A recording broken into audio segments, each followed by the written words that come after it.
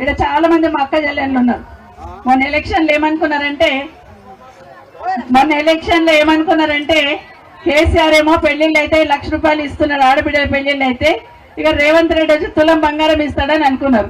వచ్చింది ఎవరికైనా? మరి అడగాలి కదా వచ్చిన వాళ్ళందరికీ. కాంగ్రెస్ జెండా పట్టుకొని వచ్చిన వాళ్ళందరికీ తులం బంగారం ఇచ్చినాకనే మాట్లాడమనాలి. ఒకటి. రెండవది, చాలా మంది రైతన్నలు ఉంటారు ఇక్కడ. ఎలక్షన్ కున్న ముందు ఏం చెప్పిండ్రు?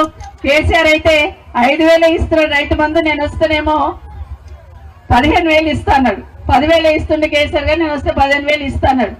ఇచ్చుడు అక్కడ ఉండండి. 2 సార్లు ఎగ్గొట్టిండా లేదా? 2 సార్లు రైతు బందే రాకపోయి. రెండోది ఏం చెప్పిండు? 2 లక్షల లోపల ఉన్న వాళ్ళందరికీ రుణమాఫీ చేస్తా అన్నాడు. ఏమని చెప్పిండు? అందరు దేవుళ్ళ మీద ఒట్లు పెట్టిండు. నేను అనుకుంటే మన కర్తాలు రానట్టున్నాడు, లేకపోతే ఆ మైసమ్మ మీద కూడా ఒట్టు పెడుతుండేనేమో. ఆ మైసమ్మ తప్పించుకున్నట్టుంది. అమ్మ బాబాయ్ నా దగ్గరికి రాలేడు, లేకపోతే నా మీద కూడా ఒట్టు పెడుతుండాను. అందరు దేవుళ్ళ మీద ఒట్టు పెట్టిండు. 2 లక్షలు మాఫీ చేస్తున్నాడు. కానీ ఏ ఊర్లో అయింది అందరికంటే చాలా మంది ఇంకా రుణం మాఫీ కాని వాళ్ళందరూ ఎదురు చూస్తూ ఉన్నారు. ఇప్పుడు కొత్తగా ఏం చేస్తున్నాడు? పిల్లలకు అందరికి ఉద్యోగాలు ఇస్తా అని చెప్పి యూనివర్సిటీలో భూములు గుంజుకోవడము, దాని మీదకి జేసీబీలు పంపించడం చేస్తా ఉన్నాడు. ఏదైనా కూడా రేవంత్ రెడ్డి గారు ఈ ప్రభుత్వం వచ్చిన తర్వాత మోసం దగా అనేది జరుగుతూ ఉంది. ముఖ్యంగా ఇంతమంది ఆడబిడ్డలు ఉన్నారు. మన నాగర్ కర్నూలు ఒక సంఘటన జరిగింది, చాలా బాధ అనిపించింది.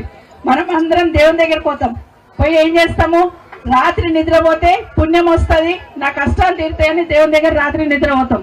కానీ మొన్న నాగర్ కర్నూలకు గుడి దగ్గర పోయి దేవునికి మొక్కుకొని, పిల్లలు కూడా ఉన్నారు, అందరు ఉండగా కూడా రాత్రి పండుకున్నదట. ఏదో పక్క పోయింది బాత్రూమ్ పోవాలని. అక్కడ అందరు కలిసి ఒక 5-6 మంది కలిసి ఆమెను పాడు చేసేసింది. ఎక్కడుంది ప్రభుత్వం? ప్రజాపాలన అంటున్నాడు, ఇందిరమ్మ రాజ్యం అంటుండే. ఇందిరమ్మ రాజ్యం అంటే మహిళల మీద అత్యాచారం చేయడమైనా ఒకసారి ఆలోచించాలా? ఆటోలో పోతున్న అమ్మాయిని వదులుతలేరు, పక్క వేరే దేశంకి వెళ్ళి హైదరాబాద్కి వచ్చిన వాళ్ళను వదులుతలేరు. ఎందుకంటే ఈరోజు ఇక్కడ ఉన్న ప్రభుత్వానికి అంతమంది ఆడబిడ్డల మీద అఘాయిత్యాలు జరుగుతుంటే చీమ కుట్టినట్టు కూడా లేదు.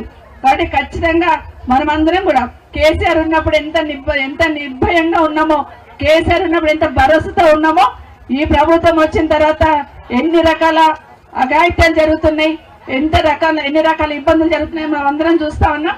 ఖచ్చితంగా మీ సర్పంచ్ చెప్పినట్టు మళ్ళీ ఎన్నికల్లో ఏ ఎన్నికలు వచ్చినా కూడా, వార్డు మెంబర్ కావచ్చు, ఎంపీటీసీ కావచ్చు, జెడ్పీటీసీ కావచ్చు, ఏ ఎన్నికలు వచ్చినా కూడా కేసీఆర్ జెండా, గులాబీ జెండా ఎగిరేటట్టు చూసుకోవాలని మీకు అందరు కూడా చెప్తూ, జై తెలంగాణ, జై కేసీఆర్.